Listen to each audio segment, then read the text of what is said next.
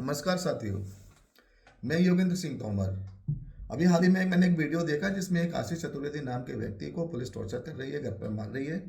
जानने पर पता चला कि आशीष चतुर्वेदी आरटीआई एक्टिविस्ट हैं और इन्होंने व्यापम जैसे संवेदनशील मुद्दे को तत्कालीन सरकार जब शिवराज सिंह जी मुख्यमंत्री थे तब उठाया था और भारतीय जनता पार्टी को बैकफुट पर लाया था। भारतीय जनता पार्टी की काली करतूतों को उजागर किया था और जनता के समक्ष जो युवाओं का एक मुद्दा था, युवाओं के साथ जो भ्रष्टाचार हो रहा था, उनके उनके करियर के साथ, उनके भविष्य के साथ जो खिलवाड़ सरकार व्यापम की आड़ में कर रही थी, उसको उजागर किया था।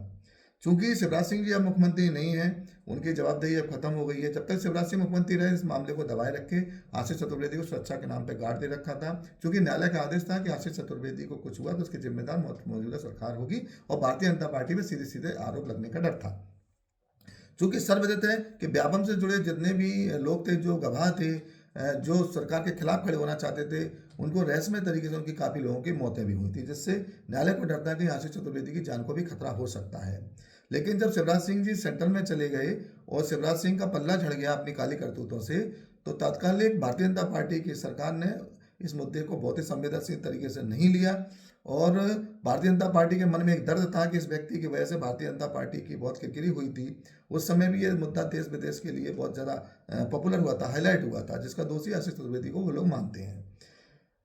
आज आशीष चतुर्वेदी को टॉर्चर करने का अभिप्राय मुझे ये समझ में आता है कि पुरानी दुश्मनी उनसे निकाली जा रही है। एक छोटे से बारन को लेकर आशीष चतुर्वेदी को टॉर्चर किया जा रहा है। उनके घर जाकर पुलिस बार बार पूछताछ कर रही है, उनको थाने में नाम बुलाकर एक अपराधियों की तरह से उनसे डील कर रही है, क्योंकि सरकार के जो नुमाइंदे अधिकारी बैठे हुए हैं, पुलिस के आला अफसर हैं, जो प्रशासन है, वो उन्हें एहसास कराना चाहते हैं कि अगर आप सरकार के खिलाफ आवाज़ उठाओगे तो आपको आज नहीं तो कल हम ऐसे ही टॉर्चर करेंगे। और भारतीय जनता पार्टी सरकार के द्वारा आज ऐसे लोगों को किया भी जा रहा है।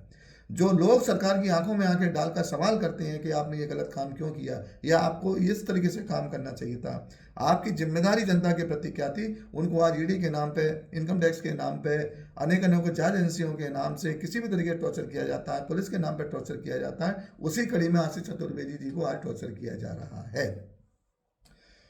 मेरा प्रश्न यह है सरकार से कि अगर कोई व्यक्ति आपसे आपकी जिम्मेदारी के बारे में बात करे तो क्या आपका दुश्मन है?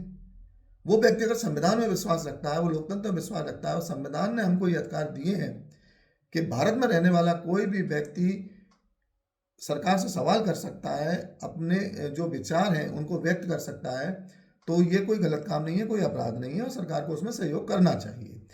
चूंकि कांग्रेस सरकार के द्वारा यूपीए की सरकार जब थी तब आरटीआई नाम का एक कानून बनाया गया जिसमें ये अधिकार जनता को दिए गए कि कोई भी व्यक्ति अपनी मन मनसा स्वरूप अगर उसके मन में कोई संशय है, सरकार से भी सवाल कर सकती है और लिखित में उसके उत्तर ले सकती है।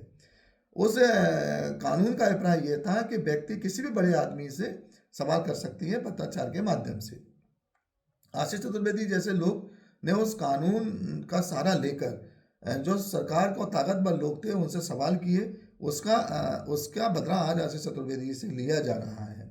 उन युवाओं की लड़ाई लड़ी, जिन युवा जो पढ़े लिखे युवा थे, जो उन पदों के हकदार थे जिन पदों को सरकार ने व्यापम की आड़ में अयोग्य लोगों को भेज दिया।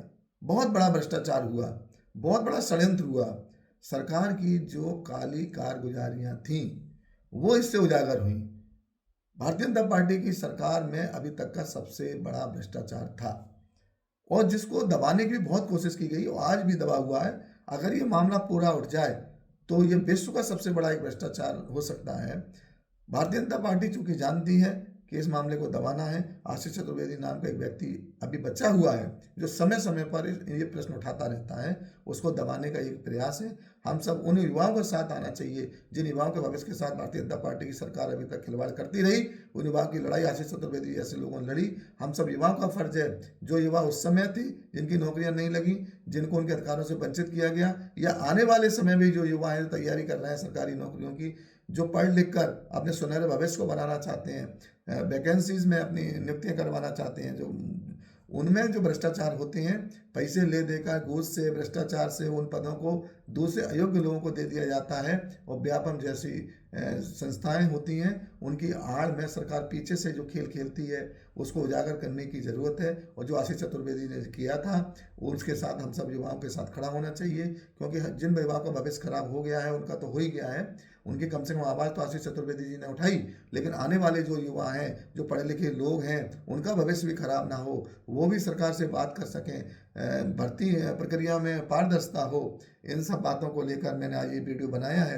अगर आप सब लोग मेरी वीडियो से सहमत हो और आपको लगता है कि हम सबको भी सरकार से आंखों में आंखें डालकर एक प्रश्न करना चाहिए, आशीष चतुर्वेदी जैसे लोग जो प्रश्न करते हैं उनको सहयोग करना चाहिए, उनके साथ खड़े रहना चाहिए, तभी तो और आशीष चतुर्वेदी खड़े होंगे, नहीं तो डर की वजह से लोग सवाल करना ही बंद कर देंगे। अगर मेरे भाइयों, युवाओं, जागो, सब एकत्रित हो, आपके भविष्य का सवाल है, आपकी लड़ाई है। ये कोई भारतीय जनता पार्टी कांग्रेस की लड़ाई नहीं है, ये किसी विचारधारा की लड़ाई नहीं है, ये न्याय और न्याय की लड़ाई है। उस न्याय और न्याय की लड़ाई में हमें सबको मिलकर, युवा साथियों को, बेरोजगारों को खड़े होना चाहिए और सरकार को बाध्य करना चाहिए कि भर्ती प्रक्रिया में योग्य लोगों को रखा जाए, पारदर्शिता रखी जाए, और उन सब लड़ाई को लड़ने के लिए हमें आशीष चतुर्वेदी ऐसे लोगों की ज़रूरत है। हम सबको एकत्रित होकर ऐसे भाइयों के साथ खड़े होना चाहिए, जिससे सरकार गुंडागर्दी से, ताकतवर से उन लोगों को, उनकी आवाज़ को दबा ना सके। जय हिंद, जय भारत।